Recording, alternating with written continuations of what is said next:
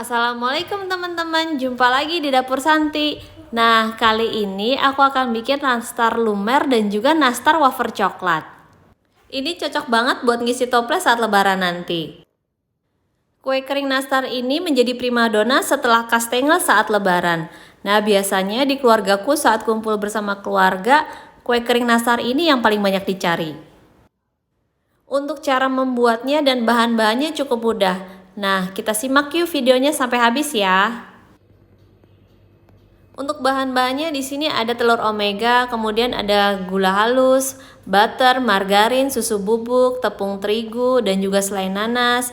Untuk lengkapnya nanti aku akan tulis di kolom deskripsi ya teman-teman. Sebelum dilanjut, yang belum subscribe jangan lupa subscribe butter, ya. Margarin, gula halus, Instagram aku di @santiyulianti.sy.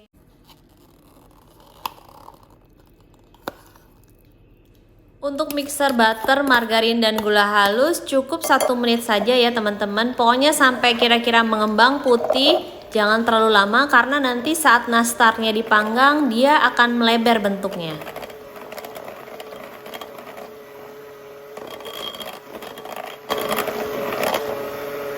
Selanjutnya masukkan kuning telur sambil dikocok seperti ini dengan kecepatan speed yang sedang. Kuning telurnya akan kita mixer sampai rata saja, jangan terlalu lama.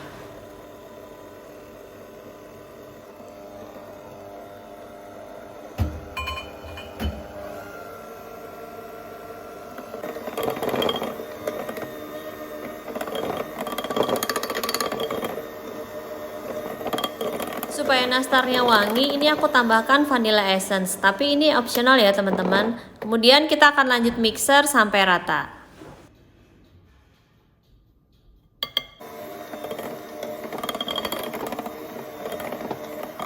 Selanjutnya kita akan campurkan bahan tepung yaitu susu bubuk, tepung maizena, dan tepung terigu protein rendah.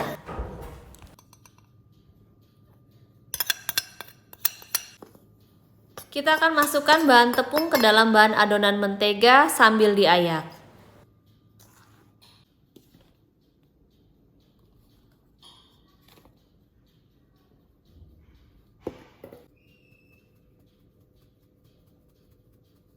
Setelah itu aduk menggunakan spatula sampai tercampur rata, tidak perlu terlalu lama, pokoknya cukup sampai semuanya benar-benar tercampur rata agar pada saat nanti kita memanggang nastar hasilnya itu tidak keras. Hasil akhir adonan nastarnya akan seperti ini ya teman-teman, jadi dia tidak terlalu lembek dan juga mudah untuk dibentuk. Untuk adonan nastarnya aku menggunakan takaran sendok seperti ini, yaitu kira-kira 1 sendok teh. Sedangkan untuk isian selai nanasnya aku menggunakan setengah sendok teh seperti ini. Nah, ini untuk selai nanasnya aku membeli yang sudah jadi. Tapi kalau kalian mau bikin sendiri juga tidak masalah. Ini karena aku memang sengaja supaya lebih praktis dan cepat, jadi aku membeli yang sudah jadi. Pertama kita akan ambil adonan nastarnya sebanyak 1 sendok teh seperti ini. Ini biasanya aku ambil adonan nastarnya terlebih dahulu, jadi aku biasanya ambil beberapa adonan nastar sesuai dengan sendok takar ini. Ambil 1 bagian adonan nastar seperti ini, kemudian pipihkan dan beri bagian tengahnya isian selai nanas. Lalu rapatkan dan bulatkan.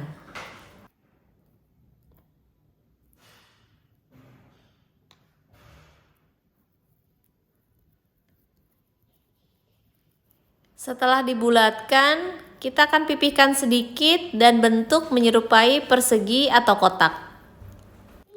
Untuk bentuk nastar bebas aja ya teman-teman, bisa bulat ataupun kotak seperti ini sesuai selera. Lakukan sampai adonannya habis. Nah, ini nastarnya sudah selesai dibentuk, tinggal dipanggang.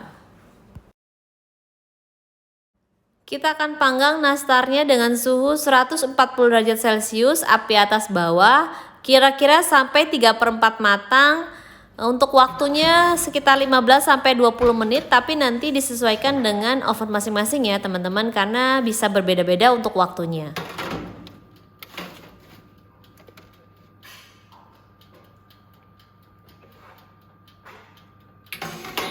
Untuk olesan nastarnya aku menggunakan kuning telur omega seperti ini, jadi tanpa perlu penambahan pewarna apapun.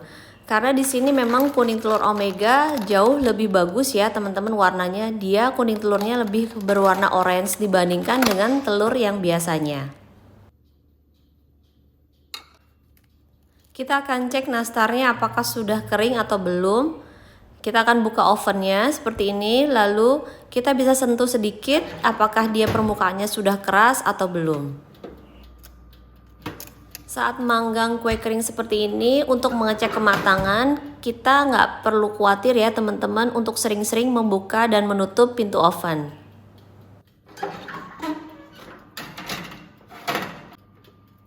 Nah, ini udah 3/4 matang, tandanya sudah siap untuk dioles dengan kuning telur. Biarkan nastarnya dingin terlebih dahulu, baru dioles dengan kuning telur. Karena nastarnya sudah dingin, kita akan lanjut oles permukaannya dengan kuning telur. Nah, ini pengolesan yang pertama ya teman-teman, karena kita akan melakukan pengolesan kuning telur sebanyak 2 kali. Kita akan oles semua dengan kuning telur seperti ini, lalu biarkan dingin kira-kira sekitar 5 menit untuk lanjut ke pengolesan kuning telur yang kedua.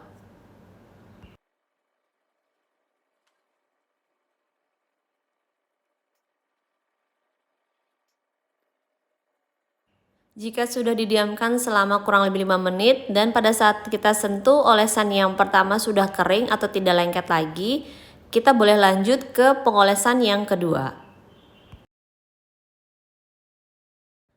Lalu kita akan tunggu lagi sampai permukaan olesan yang kedua itu kering sekitar 5 menit baru lanjut ke proses pemanggangan. Kita akan panggang lagi dengan suhu 125 derajat Celcius hingga permukaannya menjadi golden brown. Untuk suhu tidak boleh terlalu tinggi ya teman-teman, akan menyebabkan permukaan nastar menjadi retak. Nah, ini dia teman-teman, nastarnya sudah matang.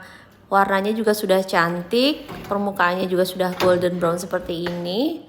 Kemudian bagian bawahnya juga sudah matang, tidak gosong.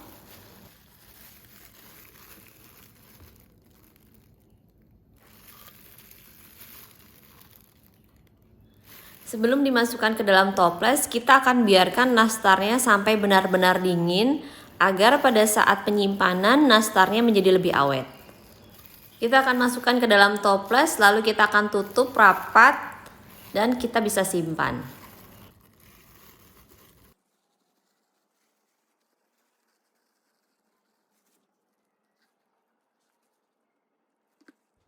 Karena durasi videonya terlalu panjang, ini sisa adonannya kita lanjut di video part 2 ya teman-teman. Ini untuk variasi nastar yang lainnya.